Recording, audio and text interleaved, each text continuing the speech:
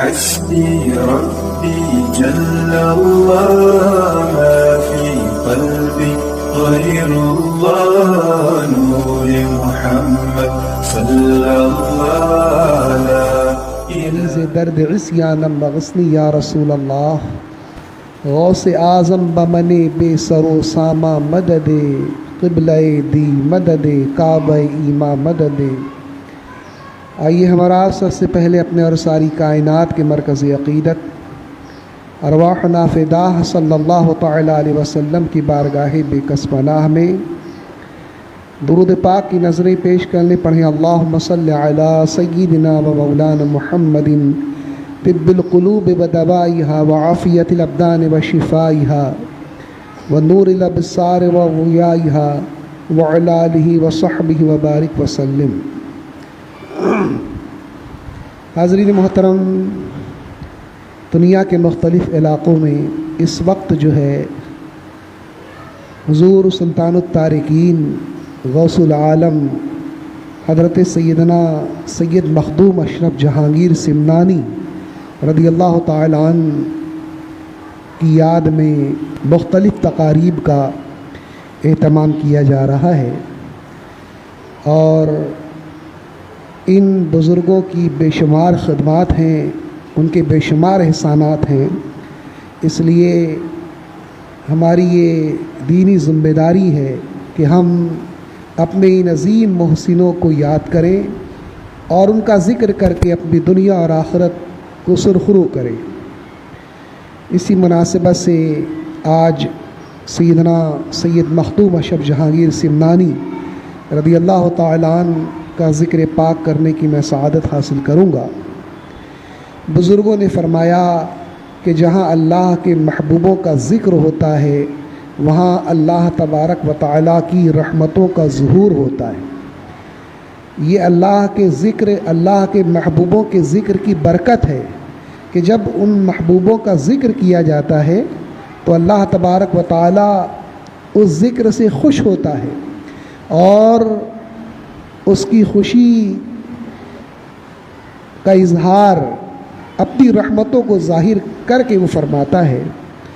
تو بے شمار رحمتوں کا ظہور ہوتا ہے صالحین کا ذکر کرنے سے۔ تو اپنے آپ کو خوش نصیب تصور کریں کہ ہم ایک ولی کامل، اپنے وقت کے غوث سلطان التارکین سید مخدوم اشرف جہانگیر سمنانی رضی اللہ تعالیٰ عنہ کا ذکر پاک کرنے کی سعادت حاصل کر رہے ہیں۔ حضور سیدنا مخدوم اشرف جہانگیر سمنانی رضی اللہ تعالیٰ عنہ کا زمانہ تقریباً 7ویں صدی ہجری کے اواخر اور 8ویں صدی ہجری کے اوائل کا زمانہ ہے۔ آپ کا تعلق ایران سے تھا۔ ایران کا ایک قصبہ جس کا نام خراسان تھا، اس خراسان کی عظیم سلطنت کے مالک تھے آپ کے والد حضرت سید سلطان ابراہیم رحمۃ اللہ تعالی علیہ۔ یہ 7ویں صدی ہجری کا آخری زمانہ ہے۔ آپ کے والد ماجد ایران کے ایک بڑے قصبے خراسان کے بادشاہ ہیں، سلطان ہیں، اور یہ سلطنت آپ کے خاندان میں 6 پشتوں سے جاری تھی۔ حضور سیدنا محدث اعظم رحمۃ اللہ تعالی علیہ، محدث اعظم ہند رحمۃ اللہ تعالی علیہ نے اس بات کا تذکرہ فرمایا کہ آپ کے خاندان میں یہ سلطنت 6 پشتوں سے جاری تھی، یعنی آپ کے والد بھی سلطان تھے، بادشاہ تھے، آپ کے دادا پردادا ان کے والد، اس طرح سے 6 پشتوں سے سلطنت آپ کے خاندان میں تھی۔ اور حضرت سیدنا مخدوم اشرف جہانگیر سمنانی رضی اللہ تعالیٰ عنہ کی والدہ ماجدہ کا نام خدیجہ تھا۔ حضور کا تعلق جو ہے حسینی سادات کے عظیم گھرانے سے تھا۔ آپ کے والد ماجد جو ہے حسینی سید تھے۔ مختلف واسطوں سے آپ کا سلسلہ نسب سیدنا امام حسین رضی اللہ تعالیٰ عنہ سے ہوتا ہوا نبی کریم صلی اللہ تعالیٰ علیہ وسلم تک پہنچتا ہے۔ اگر کسی کو کوئی شرف حاصل نہ ہو، صرف سید ہونے کی ہی سعادت حاصل ہو، تو یہ ایسی سعادت ہے کہ بے شمار سعادتیں، بے شمار کامیابیاں اس سعادت پر قربان کی جا سکتی ہیں۔ نبی اکرم صلی اللہ تعالیٰ علیہ وسلم کی اولاد سے ہونا، حضور کے خاندان سے ہونا، حضور سے تعلق ہونا، یہ بہت عظیم شرف ہے، اور سادات کرام کو یہ شرف بدرجہ اتم حاصل ہے۔ اسی لیے علماء نے تصریح فرمائی کہ سادات کرام کی تعظیم ہر حال میں کی جائے گی۔ اعلیٰ حضرت عظیم البرکت سیدنا امام احمد رضا فاضل بریلوی رضی اللہ تعالیٰ عنہ نے فتاوی رضویہ جلد 11، جو قدیم پرانی 12 جلدوں والی فتاوی رضویہ شائع ہوتی تھی، اس کی 11ویں جلد کے اندر اعلیٰ حضرت نے اس بات کی تصریح فرمائی ہے۔ لوگ آج سادات کرام کے مقام سے واقف نہیں ہیں، اس لیے میں چاہوں گا کہ بغیر کسی تغیر کے میں ان عبارتوں کو آپ کو پڑھ کر سناؤں جو میں نے ہائی لائٹ کیا ہے کہ اعلیٰ حضرت نے کیا لکھا ہے فتاوی رضویہ کی 11ویں جلد کے اندر، بعین ہی بغیر کسی تغیر کے میں آپ کے سامنے پیش کرتا ہوں۔ سوال یہ ہوا تھا کہ عالم افضل ہے یا سید افضل ہے، اور عالم جو ہے متقی پرہیزگار ہے، اور سید اس کے اندر کچھ عملی کمزوریاں پائی جاتی ہیں۔ تو اعلیٰ حضرت نے اس کا جواب بہت تفصیل کے ساتھ دیا۔ وہ جواب آپ سماعت فرمائیں دل کے کانوں سے۔ فرماتے ہیں پھر بھی سید کا فضل ذاتی ہے، فسق بلکہ بد مذہبی سے بھی نہیں جاتا۔ یعنی اگر کوئی سید بد مذہب ہو جائے تو بھی اس کی عظمت اور اس کی رفعت اور اس کی بلندی وہ کم نہیں ہوگی، اور اس حال میں بھی اس کی تعظیم کی جائے گی۔ آگے فرماتے ہیں جب تک معاذ اللہ بد مذہبی حد کفر تک نہ پہنچے، یعنی اگر کوئی سید ایسا ہو جس کی بد مذہبی حد کفر تک نہ پہنچی ہو تو اس کی تعظیم کرنا ضروری ہے، اور جس کی بد مذہبی حد کفر تک پہنچے گی وہ سید ہوگا ہی نہیں۔ آگے وضاحت فرماتے ہیں اور سید صحیح نسب بحمدہ تعالی اس سے محفوظ رہے گا، یعنی کبھی اللہ تبارک و تعالی اسے اس بلا میں مبتلا نہیں فرمائے گا کہ اس کی بد مذہبی جو ہے حد کفر تک پہنچ جائے۔ جو صحیح النسب سید ہوگا وہ کفر سے محفوظ ہوگا۔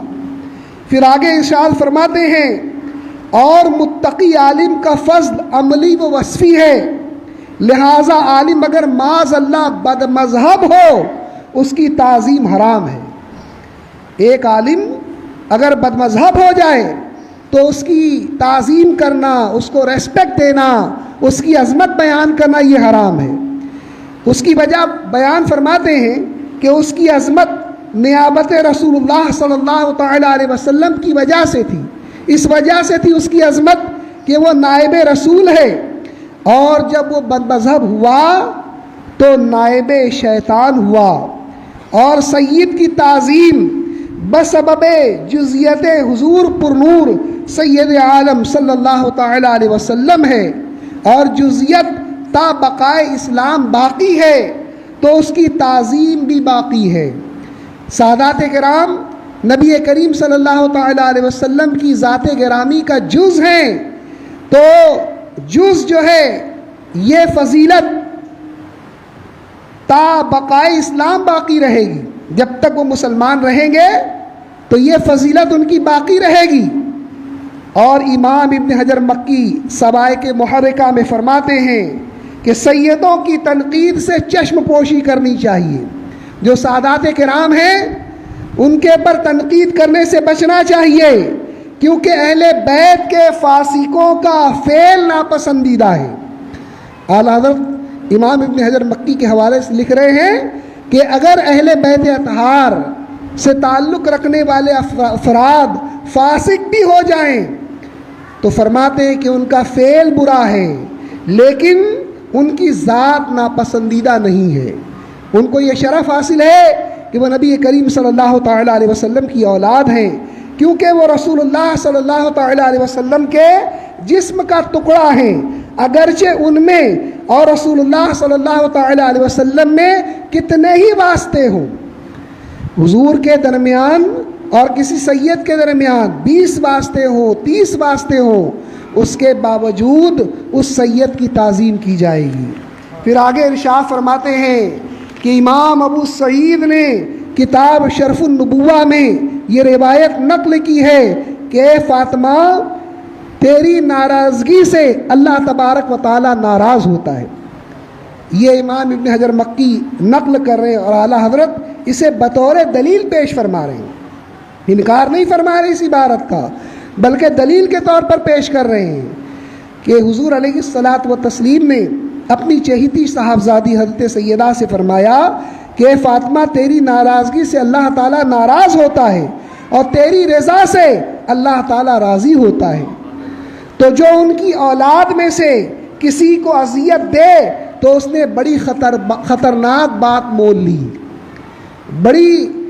اس نے بہت سنگین غلطی کر دی، کیونکہ ان کی اذیت حضرت سیدہ فاطمہ کو ضرور دکھ پہنچائے گی. یعنی سادات کرام کو دکھ دینے سے ہوگا یہ کہ حضرت سیدہ فاطمہ الزہرا رضی اللہ تعالی عنہا کو دکھ پہنچے گا، ان کو تکلیف پہنچے گی. اور جس نے ان سے محبت کی تو جناب زہرا کی رضامندی کا حقدار ہوگا. وہ علماء تشریح فرماتے ہیں کہ مدینے کے باشندوں کی تعظیم کرو اگرچہ ان سے بدعت وغیرہ کا صدور ہو. جو مدینہ منورہ کے رہنے والے ہیں اگرچہ ان سے بدعت کا ظہور ہو اور وہ بدعت حد کفر تک نہ پہنچی ہو تو مدینہ منورہ کے باشندوں کی تعظیم کا حکم دیا گیا ہے. تو تمہارا رسول اللہ صلی اللہ تعالیٰ علیہ وسلم کی اولاد کے بارے میں کیا خیال ہے؟ جب مدینہ کے باشندوں کی تعظیم کا حکم دیا گیا، ان کی ریسپیکٹ کا حکم دیا گیا اگرچہ ان سے بدعت کا ظہور ہو، تو جو رسول اللہ صلی اللہ تعالیٰ علیہ وسلم کی اولاد ہیں ان سے آپ کس قدر محبت کریں اور ان کی توہین سے کس قدر گریز کریں یہ ضروری ہے، اس کی وضاحت فرماتے ہیں. اور آگے علامہ ابن حجر مکی فرماتے ہیں ہاں اگر اہل بیت میں سے کسی سے کفر کا وقوع فرض کیا جائے، یہ عبارت بہت پیاری عبارت ہے. فرماتے ہیں کہ اگر اہل بیت میں سے کسی کا کفر واقع ہونا فرض کر لیا جائے تو یہی وہ چیز ہے جو رسول اللہ صلی اللہ تعالیٰ علیہ وسلم کے شرف اور اس شخص میں نسبت کو قطع کر دے گی. میں نے وقوع کفر کے فرض ہونے کی بات کی ہے. اب علامہ ابن حجر مکی اپنا ایمان، اپنا عقیدہ بیان فرماتے ہیں کہ میں نے وقوع کفر کے فرض ہونے کی بات کی ہے، یعنی فرض کر لیا جائے کہ کسی سید سے کفر واقع ہوگا، یہ فرض کر لیا جائے. پھر آگے فرماتے ہیں کیونکہ اس معاملے میں میرا گمان قریب با یقین ہے کہ جس کا نسب حضور سید عالم صلی اللہ تعالیٰ علیہ وسلم سے متصل ہوگا اس سے کفر سرزد نہ ہوگا، وہ کبھی کلمہ کفر نہ اس کی زبان سے نکلے گا، اس کی زبان جو ہے کلمہ کفر کہنے سے محفوظ ہوگی. پھر فرماتے خدا انہیں محفوظ رکھے. بعض علماء نے تو ان سے زنا وہ لواطت جیسے افعال کا صدور ہونا بھی محال لکھا ہے کہ کوئی سید زنا کرے، صحیح النسب سید، اس سے زنا کاری کا صدور ہو جائے، وہ زنا میں مبتلا ہو جائے یا لواطت میں مبتلا ہو جائے، یہ بھی نہیں ہو سکتا. یہ سادات کرام کی تعظیم کا حال ہے. یہ سادات کرام اگرچہ فاسق و فاجر ہیں، کسی سید کے اندر اگر یہ بات پائی جائے تو بھی جو ہے نبی کریم صلی اللہ تعالیٰ علیہ وسلم کی اولاد ہونے کی وجہ سے ان کی تعظیم کی جائے گی، ان کا احترام کیا جائے گا. دوسرے لوگ اگر فاسق و فاجر ہو جائیں تو ان کی تعظیم کرنے کے تعلق سے حدیث پاک میں آیا کہ جب فاسق کی تعظیم کی جاتی ہے تو عرش الہی ہل جاتا ہے۔ فاسق کی تعظیم کرنا، ریسپیکٹ کرنا، یہ اتنا بڑا جرم ہے، یہ اتنی بڑی بات ہے اللہ تبارک و تعالیٰ کی بارگاہ میں کہ میرے آقا فرماتے ہیں کہ جب کوئی بندہ مومن کسی فاسق کی تعظیم کرتا ہے تو اللہ کا عرش ہل جاتا ہے۔ لیکن سادات کرام کی عظمتوں پر قربان جائیں کہ اگر سادات کرام کسی وجہ سے بدعملی میں مبتلا ہو جائیں تو بھی محض بدعملی کی وجہ سے، کسی گناہ کی وجہ سے، کسی فسق کی وجہ سے ان کی تعظیم ضروری ہوگی۔ ان کے عمل کے ذمہ دار وہ ہوں گے۔ ہمارا کام نسب نبوی کا احترام کرنا ہے، نسبت نبوی کا احترام کرنا ہے اور سادات کرام کی تعظیم کرنی ہے۔ تو جب وہ سادات کرام جن سے کسی فسق کا بالفرض صدور ہو جائے ان کی تعظیم کا حکم دیا جا رہا ہے، تو وہ سادات کرام جو مقام ولایت پر فائز ہوں، وہ سادات کرام جو مقام غوثیت پر فائز ہوں، ان کی عظمتوں کا کیا عالم ہوگا۔ عام سادات کرام جن سے فسق کا صدور ہو ان کی تعظیم کا حکم دیا جا رہا ہے، تو جو ولایت کے مقام پر فائز سادات کرام ہوں گے ان کی عظمت کا کیا عالم ہوگا۔ اسی لیے بعض صوفیاء فرماتے ہیں، امام عبدالوہاب شعرانی نے اپنی کتابوں میں اس بات کی صراحت فرمائی، اکابر اولیاء سے جو غوث وقت ہوگا، پوری دنیا میں سارے ولیوں کا جو سردار ہوگا وہ اہل بیت اطہار میں سے ہوگا، وہ سید ہوگا، اس کو سید کا مرتبہ حاصل ہوگا اور وہ تمام دنیا کے اولیاء کا سردار ہوگا۔ یہ سادات کرام کا مقام ہے۔ تو حضور سیدنا سرکار سید مخدوم اشرف جہانگیر سمنانی رضی اللہ تعالیٰ عنہ یہ حسینی سید تھے، اور سیدنا مخدوم اشرف جہانگیر سمنانی رضی اللہ تعالیٰ عنہ کے والد ماجد سید ابراہیم رحمۃ اللہ تعالیٰ علیہ اگرچہ خراسان کے بادشاہ تھے، جس کا کنگڈم، جس کی دارالسلطنت سمنان تھی،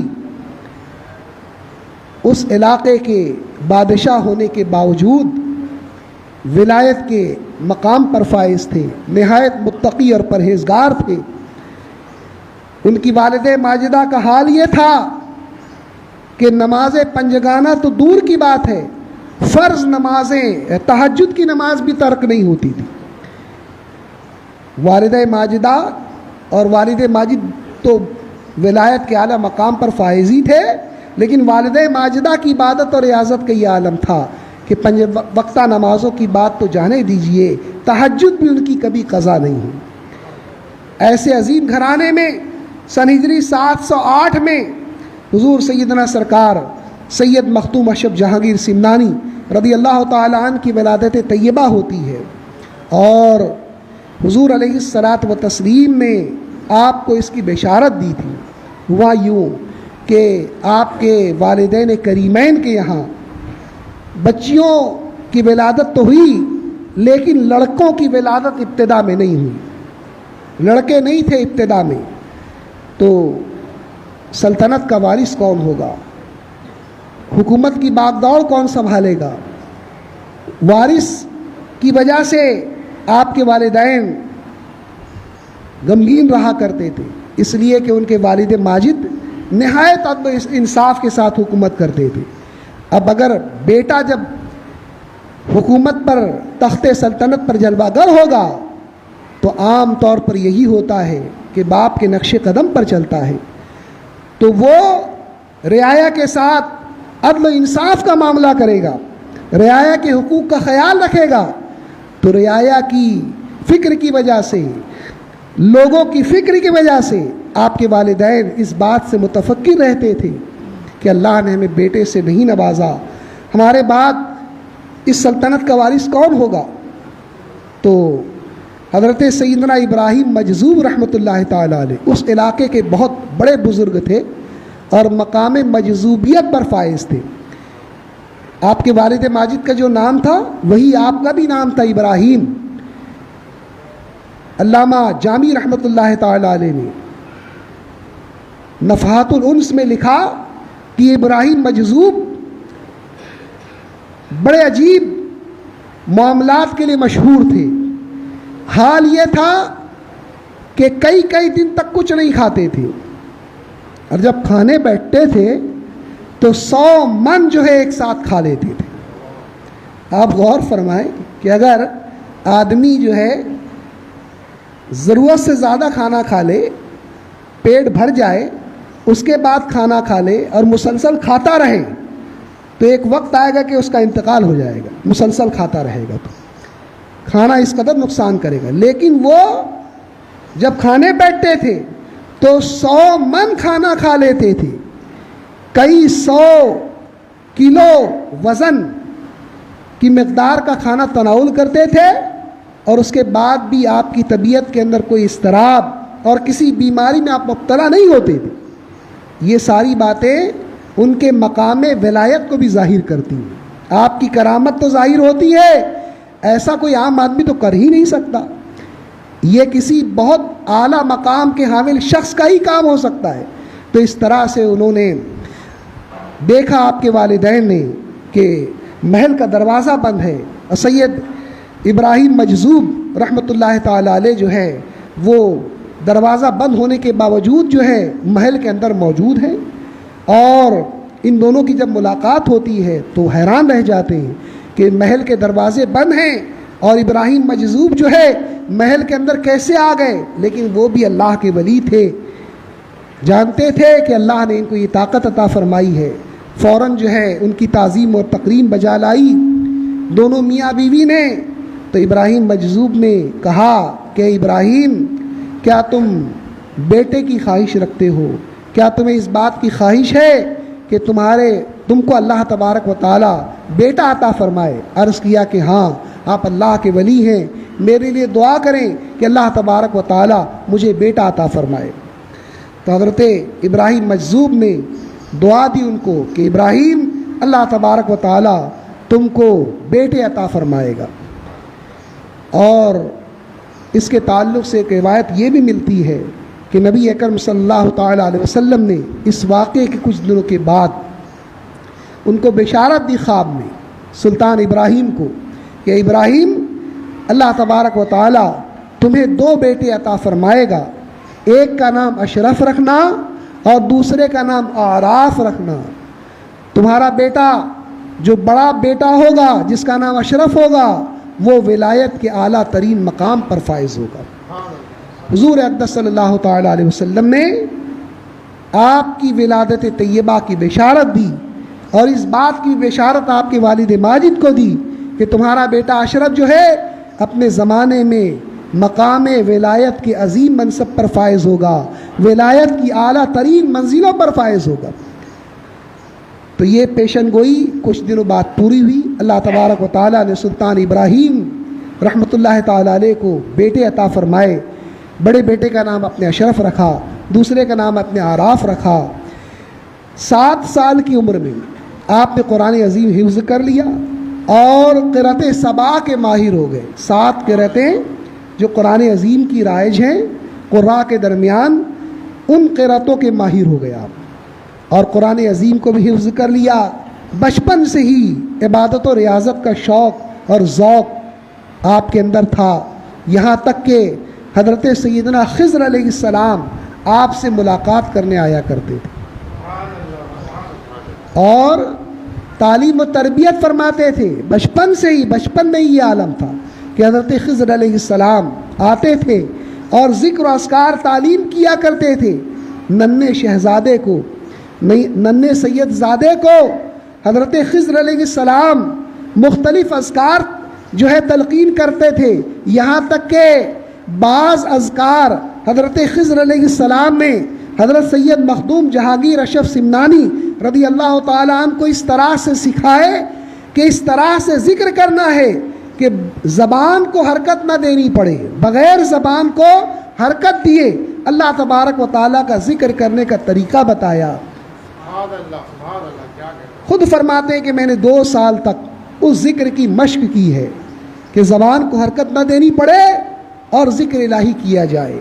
پھر اس کے بعد حضرت سیدنا مخدوم اشرف جہانگیر سمنانی رضی اللہ تعالیٰ عنہ اوراد اویسیہ کی طرف مائل ہوئے. آپ کی رغبت ہوئی کہ سلسلہ اویسیہ جو حضرت سیدنا اویس قرنی رضی اللہ تعالیٰ عنہ سے چلا ہے، اس سلسلے کے بزرگوں کے جو اوراد ہیں، جو وظائف ہیں، میں ان وظائف کا بھی اہتمام کروں، میں ان وظائف کو بھی پڑھوں. تو ایسا بھی ہوا. آپ نے جب اہتمام کرنا شروع کیا، اس کا ورد کرنا شروع کیا سلسلہ اویسیہ کے اذکار کا، تو حضرت سیدنا اویس قرنی رضی اللہ تعالیٰ عنہ کی زیارت سے مشرف ہوئی. حضرت اویس قرنی وہ جلیل القدر تابعی ہیں کہ حضرت علی رضی اللہ تعالیٰ عنہ کو، حضرت عمر رضی اللہ تعالیٰ عنہ کو حضور نے حکم دیا تھا کہ ان سے ملاقات کرنا. حضرت اویس قرنی سے ملاقات کرنے کا حکم دیا تھا. ایسی جلیل القدر ذات تھی حضرت اویس قرنی کی. انہوں نے حضرت سیدنا مخدوم اشرف جہانگیر کو خواب میں اپنی طرف سے سلسلہ اویسیہ کے جو اذکار ہیں ان اذکار کی اجازت فرمائی.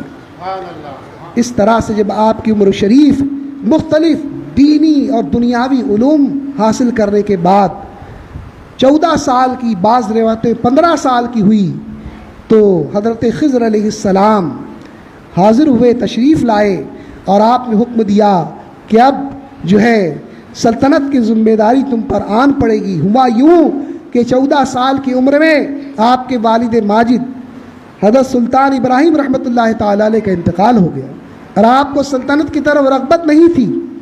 آپ اللہ تبارک و تعالیٰ کے ذکر و اذکار میں مشغول رہتے تھے. مورخین نے لکھا ہے کہ آپ کا پورا وقت یا تو مدرسے میں گزرتا تھا یا مسجد میں گزرتا تھا. محل کے اندر بہت کم وقت گزارتے تھے. فقر و فاقہ کی طرف آپ کی رغبت زیادہ تھی.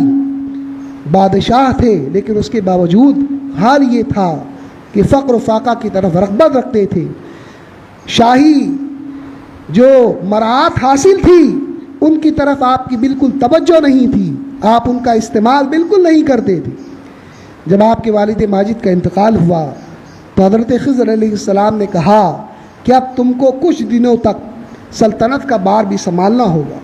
حضرت سیدنا خضر علیہ السلام کی تلقین پر حضور سیدنا سرکار سید مخدوم اشرف جہانگیر سمنانی رضی اللہ تعالی عنہ تخت سلطنت پر متمکن ہوتے ہیں اور 10 سال تک نہایت ہی عدل و انصاف کے ساتھ حکومت کرتے ہیں. یہ حکومت کرنا کوئی معمولی کام نہیں ہے. آج آپ پوری دنیا میں جو انتشار دیکھ رہے ہیں، خود ہمارے ملک کے اندر جو انتشار برپا ہے وہ حکمرانوں کی وجہ سے برپا ہے. اگر عادل حکمراں، صالح حکمراں، اچھی فطرت کے حامل حکمراں ہمارے ملک پر حکومت کرنے لگیں تو جو افراتفری ہمارے ملک میں پائی جا رہی ہے، جو انتشار پایا جا رہا ہے، جو زوال پذیری پائی جا رہی ہے، مسلمانوں کے ساتھ جو ظلم و ستم ہو رہا ہے، اس کا سد باب ہو جائے گا. بہت بڑا سبب ہوتا ہے ظالم حکمراں کے مسلط ہونے سے. ظالم حکمرانوں کے تسلط سے بہت فرق پڑتا ہے حکومت اور ملک کے اوپر. تو حضرت سیدنا سلطان سید جہانگیر اشرف سمنانی رضی اللہ تعالیٰ عنہ 10 سال تک بڑے امن و امان کے ساتھ آپ حکومت فرماتے ہیں. پھر 10 سال کے بعد خضر علیہ السلام سے ملاقات ہوتی ہے. وہ فرماتے ہیں کہ اب جو ہے تمہیں اپنے پیر و مرشد سے ملنے کا وقت آ پہنچا ہے. روحانی نسبت یہ سب مادرزاد ولی تھے، پیدائشی ولی تھے، لیکن اس کے باوجود پیر کی ضرورت سے کوئی مستغنی نہیں ہوتا. پیر سے نسبت ہونا ضروری ہے. کوئی پیر کامل اس سے تعلق رکھنا ضروری ہے. اسی لیے اعلیٰ حضرت نے اپنے رسائل میں ذکر فرمایا کہ حضرت سیدنا بایزید بستامی رحمۃ اللہ تعالی علیہ فرماتے ہیں کہ جس کا کوئی پیر نہیں اس کا پیر شیطان ہے. تو اتنے بڑے مقام ولایت پر پیدائشی طور پر فائز تھے، لیکن اس کے باوجود پیر کا فیض حاصل کرنے کے لیے، اپنے مرشد گرامی سے ملنے کے لیے حضرت سیدنا سلطان سید مخدوم اشرف جہانگیر سمنانی رضی اللہ تعالی عنہ نے سمنا کی حکومت کو ترک کر دیا، چھوڑ دیا تخت و تاج. اپنے چھوٹے بھائی سید محمد آراف کو آپ نے اپنا جانشین مقرر کیا اور فرمایا کہ تم سمنا کا تخت و تاج سنبھالو، میں اپنے پیر و مرشد کی خدمت میں حاضر ہونے جا رہا ہوں، ان سے فیوز و برکات حاصل کرنے جا رہا ہوں۔ اور یہ کہہ کر آپ نے سلطنت ترک فرما دی۔ اسی لیے آپ کا لقب سلطان التارکین ہے کہ اللہ کی رضا کے لیے، دین کی خدمت کے لیے حضرت سیدنا سلطان مخدوم اشرف جہانگیر سمنانی رضی اللہ تعالیٰ نے 25 سال کی عمر میں سمنان کے تخت و تاج کو ترک فرما دیا۔ سمنا کی عظیم حکومت، خراسان کے عظیم ملک کو آپ نے رضائے الہی کے لیے اور دین کی خدمت کے لیے ترک فرما دیا۔ لیکن آج ہم اپنے آپ کو ان سے محبت کا دعویدار کہتے ہیں۔ یہ بہت بڑا مسئلہ ہے۔ کسی انگریز مفکر نے لکھا ہے کہ لوگ اپنے پیشواؤں کے لیے، اپنے مقتداؤں کے لیے جن کی وہ تعظیم کرتے ہیں، جن کی توقیر کرتے ہیں، ان کے نام پر جان بھی لٹا سکتے ہیں، مال بھی لٹا سکتے ہیں، وقت کی قربانی بھی دے سکتے ہیں، لیکن بہت کم ہوتا ہے کہ ان کی تعلیمات پر عمل کرتے ہیں، ان کے نقش حیات پر چلتے ہیں۔ تو ضرورت اس بات کی ہے کہ ہم اپنے ان اکابرین کا جو ہے ذکر کرنے کے ساتھ ساتھ ان کی تعلیمات پر بھی عمل کریں، ان کی زندگی سے بھی روشنی اور فیض حاصل کریں۔ اللہ تبارک و تعالیٰ کی بارگاہ میں دعا ہے کہ اللہ تعالیٰ حضور سید مخدوم اشرف جہانگیر سمنانی رضی اللہ تعالیٰ عنہ کی فیوز و برکات سے ہم سب کو مالا مال فرمائے۔